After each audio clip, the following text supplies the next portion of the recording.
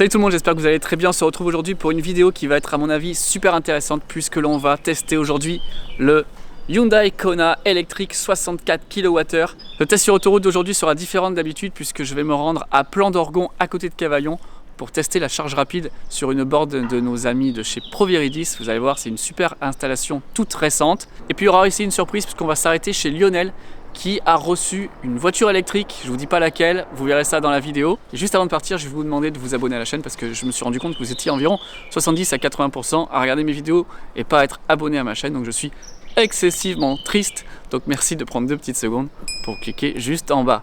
Allez, c'est parti pour 400 km sur autoroute, la voiture est chargée à bloc grâce à la borne Juice. Je rappelle que j'ai un partenariat avec Juice, vous pouvez retrouver le lien Amazon pour pouvoir acheter cette borne, en plus ça aide la chaîne. À l'aller, j'ai décidé d'aller à 130, la limitation maximum. Par contre au retour, on va voir quelle va être la différence de consommation si je rentre aux alentours de 115-120. Voilà, donc une vitesse un peu plus cool, un peu plus tranquille. On va voir si ça influe vraiment sur la conso. J'ai tout remis à zéro. Là, quand je suis parti, j'avais 506 km avec ce Kona chargé à bloc.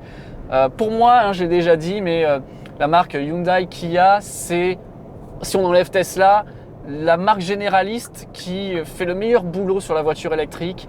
On a des voitures qui sont hyper bien avec ce Kona, avec le Kia e-Niro, avec le e-Soul. C'est vraiment très bon. On va essayer aussi la nouvelle Ioniq avant de s'attaquer au dur, à la nouvelle génération de voitures électriques qui sera la Ioniq 5. Ça va arriver très bientôt sur la chaîne. Je vous invite à vous abonner à mon Instagram, c'est Tesla Riviera aussi.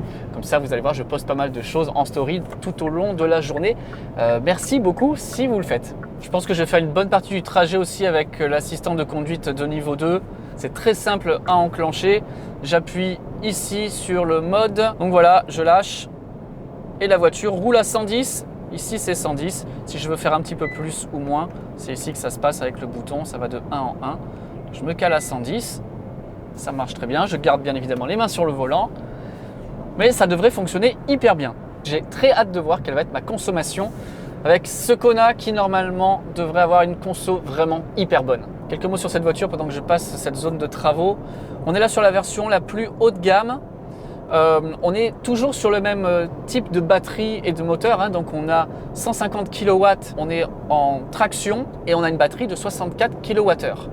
Donc normalement on devrait être capable de faire aux alentours des 480 km je pense en conduite mixte, et on nous dit qu'elle peut faire plus de 600 km en conduite urbaine. J'ai l'afficheur tête haute qui est là. C'est vraiment bien, il est très grand, je vois très bien, c'est très net, très lisible. Ce qui est bien sur cette nouvelle version du Kona, c'est qu'ils ont revu entièrement l'instrumentation derrière le volant. Donc avant c'était des cadrans analogiques, maintenant on est sur du 100% digital. C'est vrai que c'est beaucoup mieux. Et que dire de la face avant, je vous la ferai voir tout à l'heure, mais je la trouve super belle. J'aimais pas trop le Kona, j'aimais pas sa face avant, mais là ça a été très bien repensé. A noter sur cette voiture qu'on a la pompe à chaleur, et ça c'est un très bon point également. Il fait 22 degrés, donc pas de clim pour l'instant. Et pour information, mais ça je le fais à chaque fois, je conduis en mode éco, non pas pour tricher, mais parce que la pédale est plus souple, je trouve que c'est plus agréable à conduire. Et je suis en régénération numéro 3. Bon, aujourd'hui ça n'aura pas un grand intérêt étant donné que je vais faire quasiment que de l'autoroute. Mais bon, c'est important de vous dire quels vont être mes paramètres de conduite aujourd'hui. Ok, alors là, elle a vu un truc, il faut toujours faire attention, je dis tout le temps, mais il faut faire gaffe. Il y avait le camion avec la remorque, elle a cru voir un truc, elle m'a fait une alerte, heureusement que je regardais bien la route et que j'avais bien les mains sur le volant. Leur système d'autopilote, vous pouvez compter dessus, bien évidemment, comme à chaque fois, il faut être alerte, il faut regarder la route, mettre les mains sur le volant, mais c'est un système qui marche très bien. Pour moi, c'est un des systèmes qui marche le mieux du marché. Ok, j'arrive au péage, on va prendre un ticket. Alors sur cette voiture, le seul truc qui peut me déranger un petit peu, c'est qu'il y a du rampage. Mais on peut mettre le bouton auto hold, donc c'est ce que je fais, ce qui va quand même empêcher d'avoir que la voiture ne démarre toute seule. Alors les essais de voiture, souvent c'est rasoir, mais nous on aime bien s'amuser en sortie. Donc drive mode, sport, attention, 3, 2, 1, feu. Wouhou! Allez c'est parti, on envoie, et je suis à 100, et je suis à 110, et je suis à 120 et je suis à 130. Yes! C'est agréable de conduire avec cette voiture. J'ai fait 50 km. J'ai une moyenne qui est aux alentours de 17,6, 17,7. Mais il me reste encore 443 km. Et là, il y a une Tesla. Oh oh, une Tesla Roadster première génération. Ah, il sort. Non, il sort pas. Ouais, il sort. Il sort à l'aire d'autoroute. Yes. Wouhou. Ah, je sais pas si on l'aura bien vu. Juste, il m'a doublé à la sortie de l'autoroute. Il voulait pas. Il voulait pas se faire filmer. Ok, j'attaque la montée. Et forcément, bah là, ça consomme beaucoup plus. Hein. On est à 130 piles. Je fais du 18,3 pour l'instant. C'est toujours en train de monter un petit peu. À noter dans cette voiture, il y a un truc qui est vraiment bien. C'est que si on a besoin de se déporter, simplement, je mets le clignotant. Je prends le contrôle de la voiture. Elle me laisse le volant. Et je vais être capable de pouvoir me déplacer. Mais il ne va pas couper l'autopilote. Dès qu'on revient dans la ligne, il se remet en route. Donc là, je reviens sur la file de droite. C'est moi qui fais la manœuvre. Et dès que j'arrive, hop, je coupe. Il revoit les lignes et reprend le contrôle. Je trouve que c'est un super système et c'est la même chose qu'on a vu la dernière fois quand on a testé le Volvo XC40 par exemple. Je vous parlais tout à l'heure d'une deuxième surprise parce qu'au retour, on va s'arrêter chez quelqu'un qui vient de recevoir une voiture électrique. Une voiture électrique qu'on a déjà testée mais qui n'est pas banale. Donc il fait partie des premiers en France à l'avoir. Donc ça sera assez intéressant de faire un petit stop tout à l'heure. Mais bon, c'est pas pour tout de suite, ça sera juste après la session de recharge, donc restez bien avec moi. Et si vous êtes curieux, je vous laisse déjà mettre en commentaire ici, allez-y, à votre avis, quelle est la voiture que l'on va voir dans un instant. Bon ok les amis, il commence à faire un petit peu chaud, là il fait 25 dehors. Donc je vais mettre la clim, faire l'essai le plus honnête possible. Je mets 23 pour l'instant, ça me suffit, s'il faut mettre un petit peu plus bas, je mettrai plus bas. Bon, ça enlève une dizaine de kilomètres visiblement. Dans la côte, là on voit que je commence à redescendre. J'ai 19,1 de moyenne et il me reste encore donc 381 km. En ayant mis la clim, on a fait 82 km.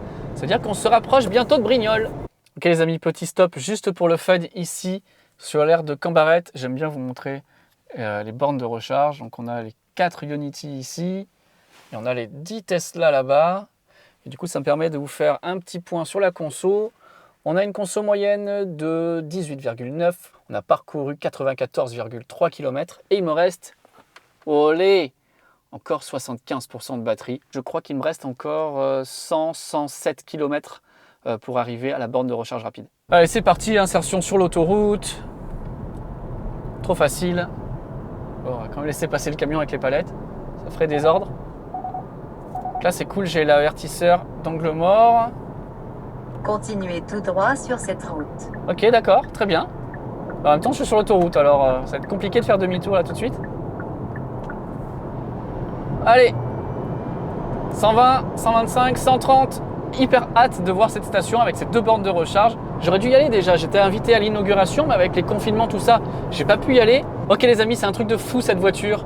Je suis à l'instant à 127 km de parcouru et il me reste encore 66%, donc il me reste encore les 2 tiers, ce qui veut dire que je pourrais faire 375 km en roulant à 130.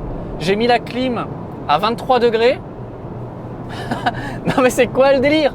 C'est quoi le délire? Effectivement, ce Kona électrique, il est hyper efficient et on peut aller partout avec. Je suis en train de me dire... Ok, je suis en train de me le dire, mais on verra ça tout à l'heure. Pour l'instant, je ne confirme pas ce dont je viens de penser dans ma tête. Puis alors là, je suis sur le tarmac tout neuf. J'ai pas un bruit. Vous êtes arrivé? Je suis arrivé, ouais. Vegas, le petit logo pour les voitures électriques. Et là, on a les 2 bornes. C'est génial. Waouh. Excellent. Yes! Je suis trop content d'être là, c'est trop génial. On va faire un petit tour, on va voir à quoi ça ressemble. Ok les amis, avant de regarder où on en est de notre trajet, vous allez voir c'est assez épique. Voilà la station. Alors on a nos 2 bornes qui sont là. On a le totem ici qui montre bien que l'on peut charger aussi de la voiture électrique. Là on a les stations de gaz naturel pour les poids lourds. Mais voilà, nous ce qui nous intéresse c'est ces 2 bornes. Alors on les connaît ces bornes. C'est les bornes Delta qu'on a l'habitude de voir à Puget sur Argence, sauf que là, il n'y en a pas une, il y en a 2. Waouh, c'est trop cool. Donc, est-ce qu'on va charger la voiture là? On va voir ça. Ces bornes font bien partie de Proveridis, de Vegas, mais vont bien être ajoutées au réseau Zen. C'est marqué là, soyez zen, zen.fr. Et on a notre message ici sur la borne d'à côté. Zen.fr, voilà, ici, vous rechargez vos batteries. C'est dans une zone industrielle là, mais je suis à une minute de la sortie d'autoroute. Donc ça a été vraiment très facile à trouver. Et on est peinard pour pouvoir charger tranquillement. Je trouve que l'endroit, l'accès, vous voyez, voilà, ils ne se sont pas foutus de nous, quoi. Vous imaginez la tonnelle solaire en plus? Ça serait top, hein. Ça, je ne sais pas si c'est pas la batterie. Je sais qu'il y a 200 kWh de stockage. C'est peut-être ça ici. Ouais, je pense que ça doit être ça. On va voir ce que nous dit la voiture. Lorsque je pouvais, j'ai bien roulé à 130. J'ai fait quasiment pour l'instant 200 km, 197 500. On a, non mais c'est quoi cette conso là? 17,9, même pas 18. C'est un truc de ouf. C'est trop bien, génial. Et alors, qu'est-ce qui me reste en termes de pourcentage de batterie? 49%. Oh yes. Est-ce que ça veut dire qu'on ne charge pas? J'ai envie de prendre le risque. J'ai envie de prendre le risque, mais je vais être honnête avec vous, c'était pas prévu, hein. Je fais pas genre que je savais pas que j'allais pas charger ici. Mais je pensais arriver avec 35-40% de batterie, donc là ça aurait été obligatoire. Mais étant donné que j'ai envie de revenir à 115 pour voir si on va consommer beaucoup moins, et que j'ai de toute façon Ionity à Villeauban, et que j'ai aussi la Proveridis pareil à Puget-sur-Argence, je pense que l'on va tenter de rentrer d'une seule traite. C'est certainement une connerie, hein. On est bien d'accord, mais c'est pas prévu encore une fois, c'est pas scripté. Je prends le risque, mais c'est peut-être une connerie. Et allez, on repart.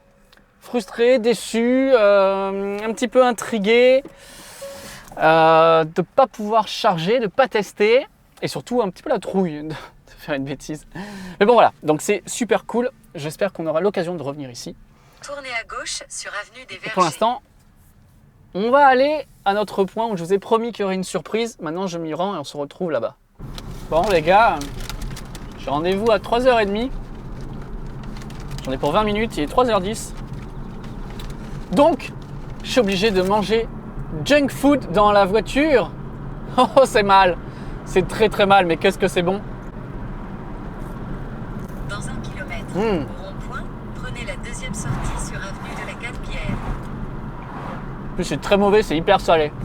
Je ne dirais pas ce qu'ils disent dans l'Arme Fatale, mais ils ont raison. Quand vous prenez à emporter, je vérifie tout le temps quand c'est chez moi. Là, je suis un peu pressé, donc j'ai pas vraiment vérifié. Mais je me suis fait niquer ma boisson. Voilà. Mon grand Fanta, où est-ce qu'il est? Eh ben, il n'y est pas. Merci à McDo Cavaillon de m'avoir grugé un Fanta. C'est cool. C'est cool, c'est cool. Merci beaucoup. Bon, bah, du coup, il me reste... heureusement que j'ai une bouteille d'eau. Il me reste mes nuggets. Yep. Qu'est-ce que c'est mal, mais qu'est-ce que c'est bon. J'ai le temps de manger, hein. Je suis derrière le tracteur là. Peinard, hein. Je suis tellement deg. J'ai soif maintenant. Bon coup de sucré là pour bien terminer le truc de junk food. Ça aurait été génial. Contente d'avoir de l'eau. Bon, ça va aller encore un peu près fraîche. Ah là là là là là. Après, en attendant, ici c'est très joli, hein. C'est magnifique. Là, il y a un canal, là. On fait toujours des découvertes. On découvre les régions aussi. Ok, on est bientôt arrivé. On doit aller là-haut, là, vers le château. À Loris, on va. Écoutez. En tout cas, c'est très sympa ici. Les amis, je suis arrivé à destination. On va aller voir. Parce qu'il y a quelqu'un qui nous attend pour nous faire voir une voiture qui vient d'arriver. Alors c'est Lionel qui est là. Lionel, bonjour. Bonjour Jérémy, comment vas-tu? Ça va très bien? La route était bonne? La route était bonne, ouais. Je t'en prie, rentre. Allez, on va aller voir ce que tu as reçu. Oui. Alors, j'ai teasé tout le monde, mais les gens ne savent pas ce qu'on va présenter. Bon, c'est une voiture électrique. Exactement. Qu'on a déjà vue sur la chaîne. Oui. Mais qu'est-ce que c'est? Eh bien, c'est un U5 de chez Airways. Oh, on va aller voir de suite. Voilà, et l'avantage, c'est que par rapport au site, elle est rouge. Hop, rouge. Et oui, elle n'est pas présentée sur leur site. Voilà le bébé. Et tu l'as eu là aujourd'hui? Aujourd'hui, elle a été livrée. Elle a été livrée à domicile par un transporteur. Et une personne va venir nous faire la prise en main. Service à domicile, cool. Ok. Cool. Et il y a une borne qui est en train d'être installée. Exactement, il y a les personnes qui sont en train d'installer la borne. Bonjour. Bonjour. Super. Et donc on aura une borne de 7 kg qui va nous permettre de recharger la voiture en 10 heures, quoi. Si vous voulez en savoir plus sur cette voiture, il y aura une vidéo séparée, mais là je fais juste un petit arrêt. On se retrouve tout de suite pour le retour de notre essai avec le Kona. A tout de suite. On est reparti après ce petit stop. Il est 18h30. Le temps passe vite quand on discute. Donc il me reste 43%. Et je dois rentrer maintenant direction Pertuis. Pour aller à Cannes, il me reste 174 km à parcourir. Bon, on a notre filet de sécurité qui est dans à peu près 140 km pour pouvoir aller à Provéridis si jamais on a un problème. Dans un Mais- kilomètre, au rond-point, prenez la Voilà. première sortie sur route de Villelaure. Merci. Mais bon, à mon avis, avec 40%, ça devrait le faire au moins pour aller à la borne Provéridis. Et même si on n'a pas assez pour aller à Provéridis, on peut s'arrêter avant à Vidauban. Je suis de retour sur l'autoroute. Je viens de faire tout pile 250 km. Et combien me reste-t-il? Il me reste 39% dans la batterie. Ça devient assez tendu. Voilà, vous voyez, j'ai remis le trip à 0, donc on va se tenir à 115 pour tout le retour sur l'autoroute. On va bien voir ce que ça donne, si on aura une grosse différence ou non par rapport à l'allée où j'ai roulé à 130. Bon, c'est clair que de rouler à 115 plutôt que 130, ça va avoir une incidence sur ma consommation, mais à quel point je vais moins consommer, ça c'est quand même la question assez importante. Donc réponse dans quelques minutes. J'arrive à Brignoles, la sortie est dans 1 km même pas, et on arrive tout pile à 20% de batterie, ce qui veut dire que j'ai 76 km restants. Normalement, Brignoles, c'est à 90 km de chez moi. Donc là, clairement, on n'y est pas. Il manque 15 km. Est-ce que je tente ou pas? On va encore continuer, mais en roulant à 115, on commence à avoir une petite idée de la consommation. J'ai fait 77 km. Et là, j'ai une... Oui, c'est bon. Donc j'ai fait 78 km maintenant. Et j'ai une conso qui est seulement de 14,3, sachant que la conso globale, elle aussi, elle a descendu forcément.